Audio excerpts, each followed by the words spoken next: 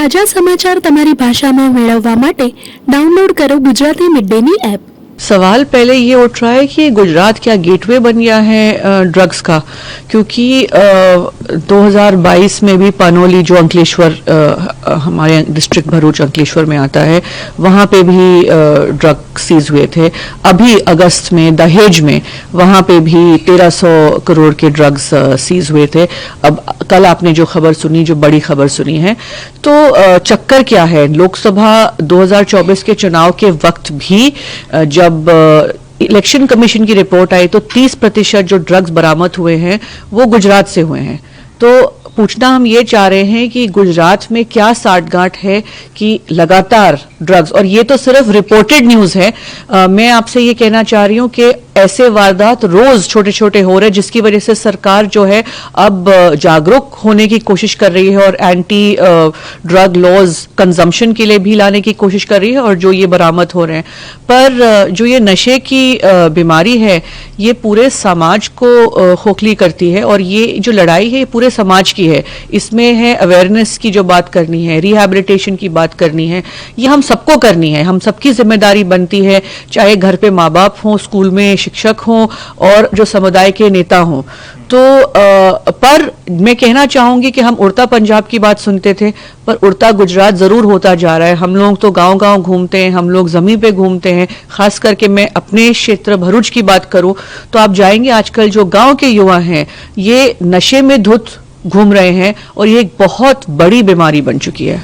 आप ये कह रहे हैं कि सरकार बुद्धि में और सरकार की देख रेख में ये सब कुछ हो रहा है। सरकार को सब पता है कि अब गुजरात भी ड्रग्स के कहीं की चपेट में आ चुका है, और जो नौजवान हैं, बच्चे हैं, वो सब वहाँ पर ड्रग्स का इस्तेमाल कर रहे हैं। जी बिल्कुल, और ज्यादा हद हो रही है। इसी वजह से पिछले कुछ दिनों से चर्चा गुजरात सरकार में भी चल रही है कि स्ट्रिंजेंट लॉज लेकर आने हैं ड्रग यूज के खिलाफ, और जो ड्रग मैन्युफैक्चरिंग है। पर ये जो कंपनियां हम देख रहे हैं अंकलेश्वर में, भरूच में, क्योंकि इंडस्ट्रियल टाउन है वहां पे, तो क्यों चुपचाप इनके जरिए मैन्युफैक्चर हो रही हैं ड्रग्स? मतलब किस साठगांठ के, अगर आपकी सरकार की आंख के नीचे 30 वर्ष से वहां पे भाजपा की सरकार है, कहीं ना कहीं तो आपको छूट मिली होगी कि आप इतने खुल के वहां पे ड्रग मैन्युफैक्चर कर रहे हैं।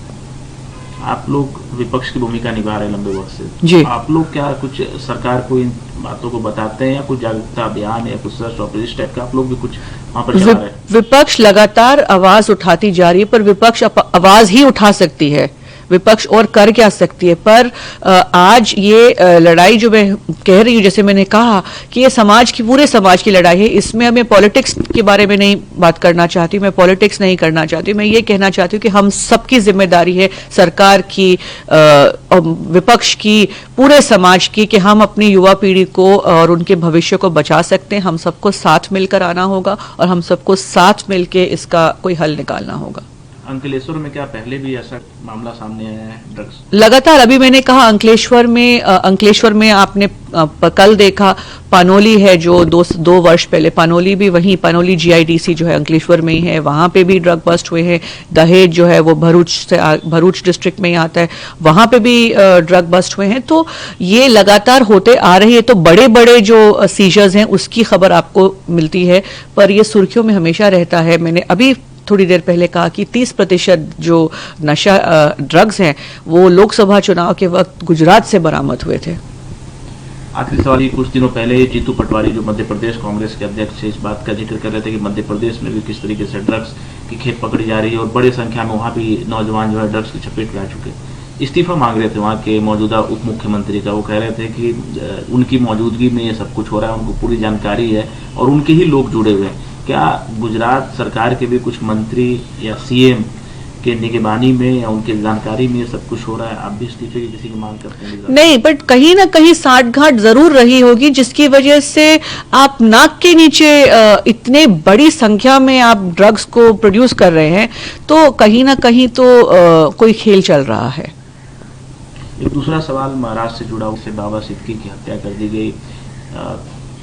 एक्यूज को पकड़ने की दावा पुलिस की तरफ से की जा रही है। सरकार वहाँ की मौजूदा ये कह रही है कि किसी को छोड़ा नहीं जाएगा, चाहे वो लॉरेंस बिश्नोई ग्रुप हो या फिर और भी कोई ग्रुप जिसका भी नाम आएगा, कड़ी कार्रवाई की जाएगी। कैसे देखते हैं इस हत्या को और पुलिस की वहाँ की कार्रवाई?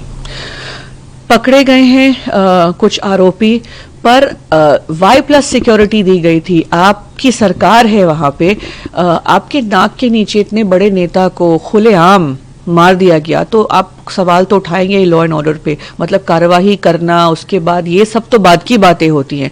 पर अगर एक बड़ा नेता जिसके पास इतनी सिक्योरिटी है वो सेफ नहीं है, और जो लॉरेंस बिश्नोई गैंग की हम बात कर रहे हैं, गुजरात के जेल में बैठ के आप इतना बड़ा ऑपरेशन चला रहे हैं। अभी आपने हाल ही में दिल्ली में देखा कि दिल्ली में भी एक मर्डर केस हुआ था पिछले महीने। बाकी बिजनेसमैन हैं, उन लोगों को थ्रेट्स आ रहे हैं, तो खुलेआम ये हो रहा है, तो सरकार कर क्या रही है? और जेल से बैठे बैठे आप ऑपरेट कर रहे हैं और खुलेआम नेताओं को, आम बिजनेसमैन को आप मार डालते हैं, एक्सटॉर्शन के लिए आप धमकी देते हैं, तो आपकी कार्यवाही का फायदा बाद में क्या है? आप इसके तय तक क्यों नहीं जा सकते? आप लोगों के भी रिश्ते पारिवारिक थे बाबा सिद्ध के साथ? जी बिल्कुल, और बहुत ही शॉकिंग और दुखद खबर रही थी। मतलब जब सुना पहले कि गोली लगी है तो यकीन नहीं हुआ। मैंने उसी वक्त जीशान को मैसेज किया, पर with in a few minutes खबर आ गई कि वो नहीं रहे, और हम परिवार के साथ इस घड़ी में खड़े हैं। हम दुआ कर सकते हैं और उम्मीद रखते हैं कि कड़ी से कड़ी सज़ा जो कल्प्रिट्स हैं उनको मिलेंगे, बट जो इसके पीछे मास्टरमाइंड है, जो किंगपिन है, जो गैंग है, जो गुजरात जेल में बैठे हुए हैं, सरकार वहाँ क्या करती है वो देखना है हमें। क्या ये कहा जा सकता है कि राजनीतिक हत्या हुई है? इसके बारे में तो पता चलेगा। राजनीतिक भी हो सकता है, कुछ पर्सनल भी हो सकता है। अभी सुनने में, सुर्खियों में तो बहुत सारी खबरें आ रही है। સબસ્ક્રાઇબ કરો ગુજરાતી મિડડે, બેલ આઇકોન પર ક્લિક કરીને મેળવો તમામ વિડીયોના ડાયરેક્ટ નોટિફિકેશન।